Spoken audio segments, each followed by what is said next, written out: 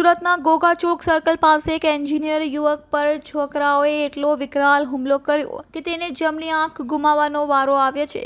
આ સમગ્ર ઘટના શહેરના વ્યવસાયિક વિસ્તારોમાંથી એકમાં બની છે, જ્યાં ખુલ્લા હૃદયે મારામારી થવા પામી હતી। અકસ્માત જેને હલકી વાતે ઉશ્કેરાયેલા યુવકો આક્રમક બની ગયો અને યુવકની આંખ પર ઘાતક હુમલો કર્યો। ઘટના દરમિયાન પીડિત યુવક તેના મિત્ર સાથે બાઇક પર ટ્રિપલ સવારી કરીને જઈ રહ્યો હતો। તે સમયે આગળ જતા કેટલાક યુવાનોની ગાડી સાથે નાના કટ જેવી ઘટના બની હતી।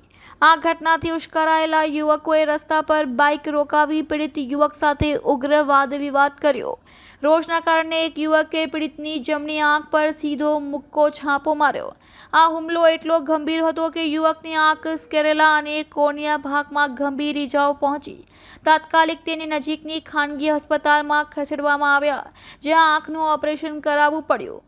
ડોક્ટરોએ યુવકની જમણી આંખમાં કુલ 20 ટાંકા લીધા।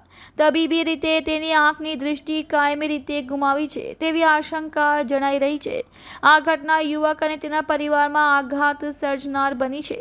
આ સમગ્ર ઘટના નજીકના વેપારીઓના સીસીટીવી કેમેરામાં સ્પષ્ટ રીતે કેદ થઈ ગઈ છે। પોલીસ ફૂટેજના આધારે આરોપીઓની ઓળખ કરી રહી છે। પોલીસ દ્વારા ગુનો નોંધવામાં આવ્યો છે અને આરોપીઓની ઝડપવા માટે ચક્રો ગતિમાન કર્યા છે।